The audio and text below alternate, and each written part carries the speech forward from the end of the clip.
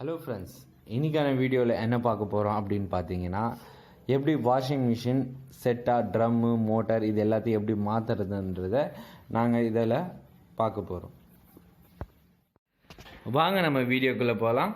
வீடியோக்குள்ளே போகிறதுக்கு முன்னாடி நம்ம சேனலில் ஃபஸ்ட் டைம் பார்க்குறவங்க லைக் பண்ணுங்கள், ஷேர் பண்ணுங்கள், கமெண்ட் பண்ணுங்கள், பிடிச்சிருந்தா சப்ஸ்கிரைபர் பண்ணுங்கள். ஓகே, இப்போ வந்து பார்த்தீங்கன்னா இதில் வந்து என்ன கம்ப்ளைண்ட் அப்படின்னு பார்த்தீங்கன்னா, இந்த ட்ரம்மு தான்.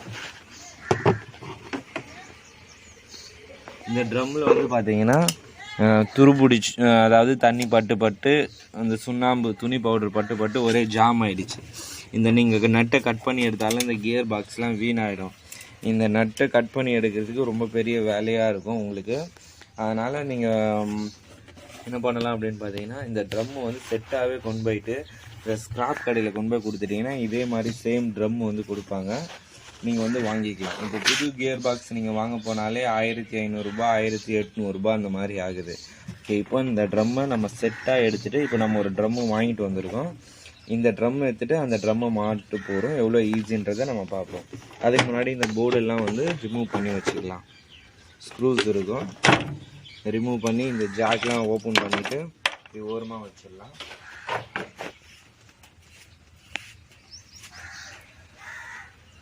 அப்புறம் வந்து பார்த்தீங்க அப்படின்னா இந்த ஸ்க்ரூஸ்லாம் இருக்கும், அந்த ஸ்க்ரூஸும் எடுத்துருவோம்.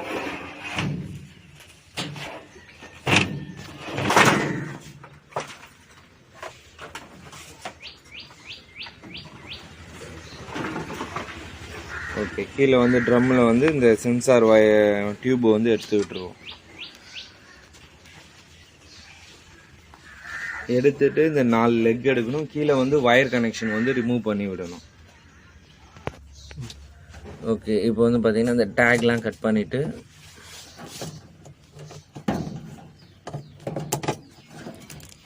இந்த மோட்டருக்கு போகிற கனெக்ஷன்லாம் கழட்டி விட்டுங்க. ட்ரெயின் மோட்டர் கனெக்ஷன் கழட்டி விட்டுருங்க.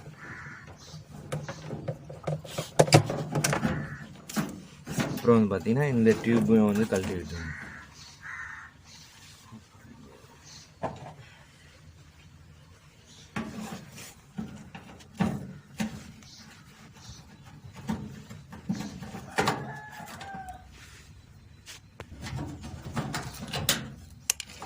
இந்த ட்ரம்மு வெளில எடுக்கணும்னா அந்த ட்ரம்மு வந்து ஃப்ரீயாக இருக்கும். அது மாதிரி கழட்டி விட்டுட்டு இப்போ ட்ரம்மு வந்து நம்ம மேலே தூக்கலாம். ட்ரம்மு இந்த மாதிரி ஒரு பக்கமாக வச்சுக்கிட்டு இந்த லெக் எடுத்து விடுங்க. ஒரு பக்கமாக வச்சுட்டு இந்த லெக் இப்படி தூக்குன மாதிரி எடுக்கணும்.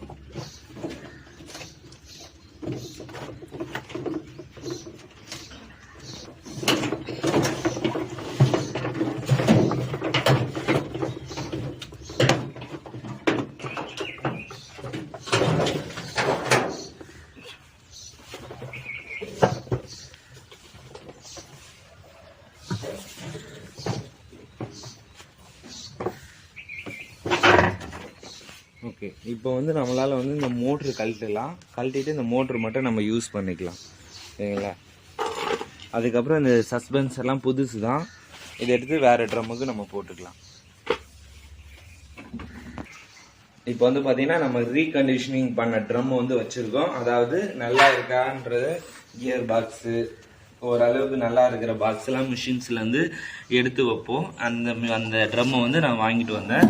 என்னோடய விலை வந்து பார்த்தீங்கன்னா 1800 நீங்கள் பழைய ட்ரம்மை கொடுத்தீங்கன்னா 200 அவங்க வாங்கிட்டு மீதி கொடுத்துருவாங்க.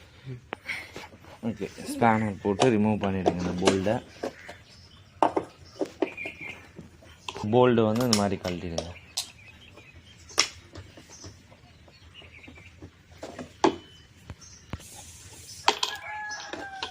மோட்ரு இது மாதிரி எடுத்துட்டு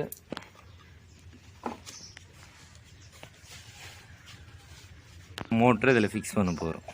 இதில் வந்து லாக் நட் இருக்குது, உங்களுக்கு ரொட்டேட் ஆகாமல் ஃபஸ்ட்டு இதை லாக் பண்ணிட்டீங்கன்னா போதும்.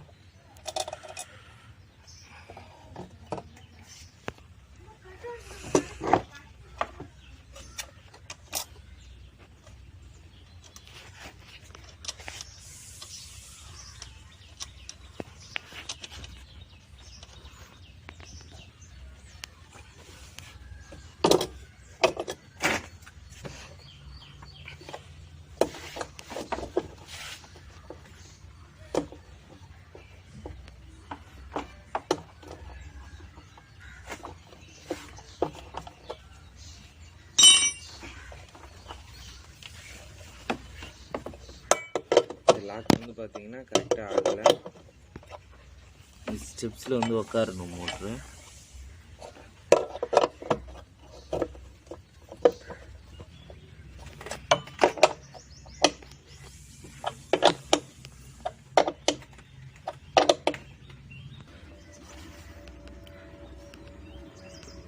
பெல்ட்டு நீங்கள் வந்து போடும்போது என்றைக்குமே எது சின்னதாக இருக்கோ அதுதான் போடணும். இது வந்து பெருசாக இருக்குது, இது சின்னதாக இருக்குது. முதல்ல வந்து சின்ன வில்லை ஃபிக்ஸ் பண்ணிவிட்டு பெரிய வில் இப்படி சைடில் இப்படி விரல் வச்சுட்டே வந்தீங்கன்னா டைட்டாக தான் இருக்கும்.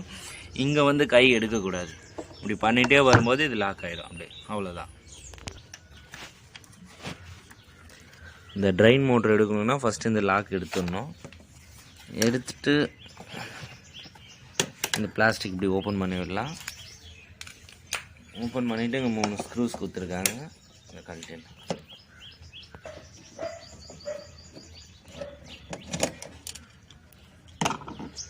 எடுத்துகிட்டு அங்கே இருந்த மாதிரி அந்த பழைய மிஷின்லாம் மாற்றிடும், புது மிஷின்லாம் மாற்றிடும்.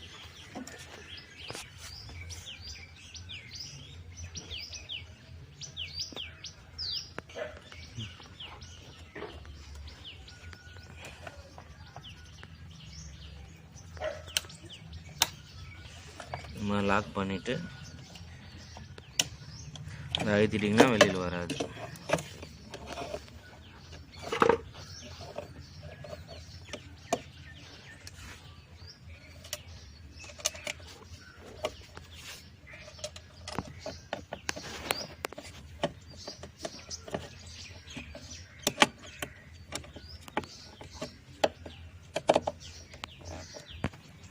அப்புறம் இந்த பார்ட்டை வந்து நம்ம கழட்ட போகிறோம்.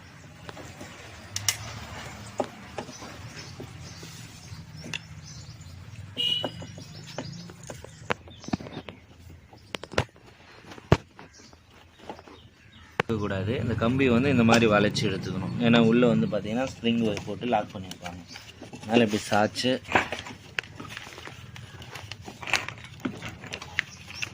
எடுங்க. இல்லைன்னா இந்த இதை வந்து கழட்டிக்கலாம்.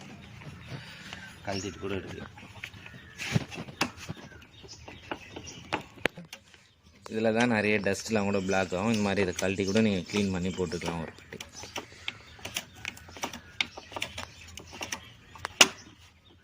எவ்வளோ அழுக்கு இருக்குது பாருங்கள். இதெல்லாம் வந்து நம்ம வந்து சர்வீஸ் பண்ணி போட்டுருக்கோம்.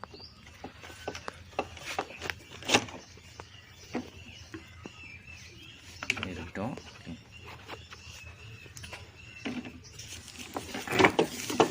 இப்போது இது நல்லா பேஸ்ட்டு போட்டு ஒட்டி வச்சுருக்காங்க. இதை அப்படியே பிடுங்குனீங்க அப்படின்னா அந்த ஓஸ் டேமேஜ் ஆகிடும். கொஞ்சம் ஃப்ரீ பண்ணிக்கலாம். அப்படி இது பண்ணும்போது கொஞ்சம் கேர்ஃபுல்லாக பண்ணணும். இந்த ஓஸ் வந்து டேமேஜ் ஆகக்கூடாது.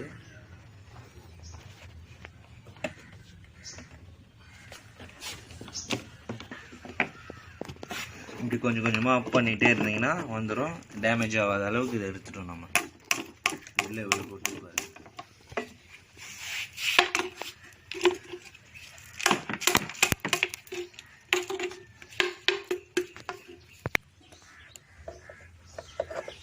எந்த பொசிஷனில் இருந்ததோ அந்த பொசிஷன்லேயே வச்சு கரெக்டாக டைட் பண்ணிவிடுங்க.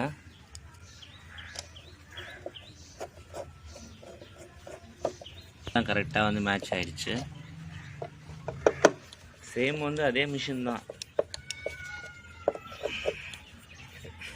பார்த்தீங்கன்னா இந்த பைக்குக்கு பேஸ்ட்லாம் கேஸ்கட் பேஸ்ட்லாம் யூஸ் பண்ணுவீங்களா, அந்த பேஸ்ட்டு போடலாம். இல்லைன்னா ஃபெவி பாண்டு யூஸ் பண்ணி கரெக்டாக இது வந்து ஒட்டிடலாம். அது ஓகேங்களா?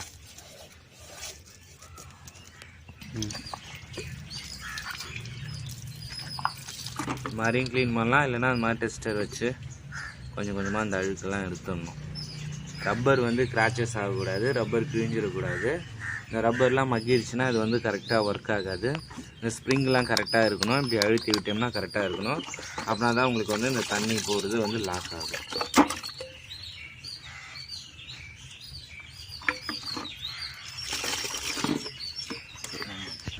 கொஞ்சம் உள்பக்கமும் டஸ்ட் இருக்குது. இது மாதிரி கிளாத் வச்சு க்ளீன் பண்ணிவிடுங்க.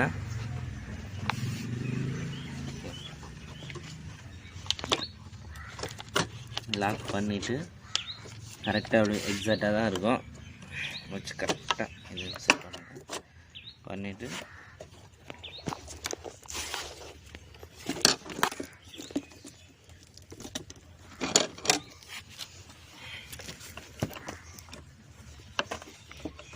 நல்லா அழுத்தி பிடிச்சி தான் டைட் பண்ண முடியும். இப்படி அழுத்தி பிடிச்சிட்டே வந்து ரொட்டேட் பண்ணிங்க அப்படின்னா ஒரு த்ரெட்டு உக்காந்துடும். அதுக்கப்புறம் நார்மலாக நீங்கள் டைட் பண்ணிக்கலாம். டைட் பண்ணிங்க. இந்த இடம் டைட் பண்ணும்போது கொஞ்சம் கேர்ஃபுல்லாக பண்ணணும். கையில் வந்து கிராச்சஸ் ஆகும், பிளட்டெலாம் வந்துடும். சேஃபாக பண்ணுங்கள். எனக்கே இப்போ கை இடிச்சிட்ருக்கு.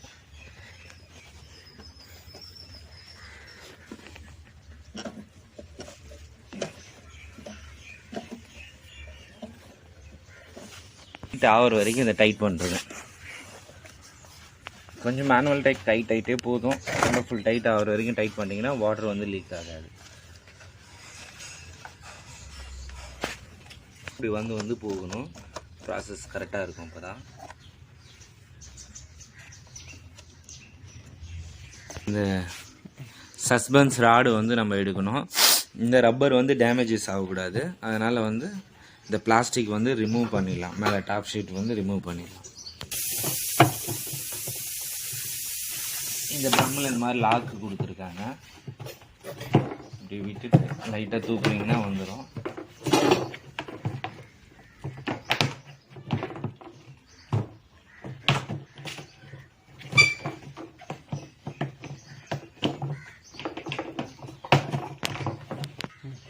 இந்த மாதிரி ட்ரம் எடுத்துட்டு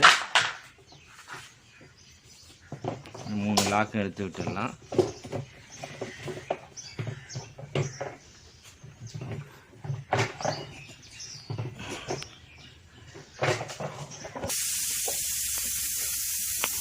இந்த கம்பி இது மாதிரி எடுத்து இப்படி எடுக்கணும். புரியுதுங்களா? இப்படி வச்சு இப்படி உள்ளே போட்டு இப்படி போட்டிங்கன்னா லாக் ஆகிடும். அதுவே நீங்கள் இப்படி எடுத்து இந்த பக்கம் சாய்ச்சி எடுத்துக்கலாம். இது ரப்பர் மாதிரி எடுத்துக்கலாம். இப்போ வந்து பார்த்தீங்கன்னா இந்த பைப்பில் வந்து நல்லா சொல்யூஷன் போட்டுக்குங்க. ஏன்னா வாட்டர் லீக்கேஜ் ஏதாவது இருந்தால் அந்த கியர் பாக்ஸு மோட்டார்லாம் ரொம்ப சீக்கிரம் டேமேஜஸ் ஆகிடும். சொல்யூஷன் போட்டு பக்காவாக இது பண்ணிடலாம்.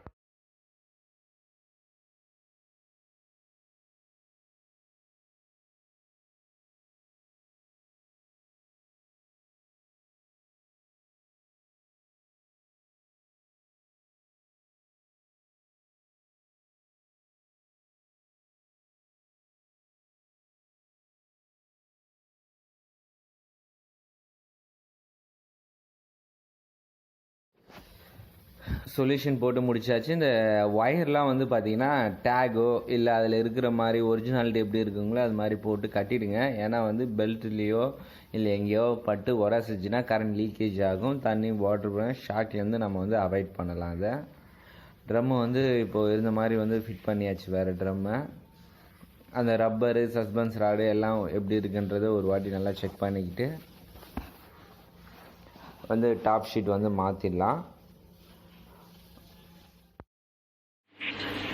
இப்போது மிஷின் வந்து ஆன் பண்ணிவிட்டு டெஸ்டிங் பண்ணிகிட்ருக்கோம். ஒரு ப்ரோக்ராம் வந்து ஃபிக்ஸ் பண்ணியிருக்கோம். வாஷிங் வந்து போயிட்டுருக்கு. வாஷிங் ப்ரோக்ராம் வந்து ஆன் பண்ணியிருக்கோம். இப்போ வந்து பார்த்திங்கன்னா வாட்டர் உள்ளே இன்லெட் ஆகிட்டுருக்கு. வாட்டர் லெவல் வந்த உடனே இப்போ வந்து பார்த்திங்கன்னா மிஷின் வந்து ரன் ஆக ஆரம்பிச்சு.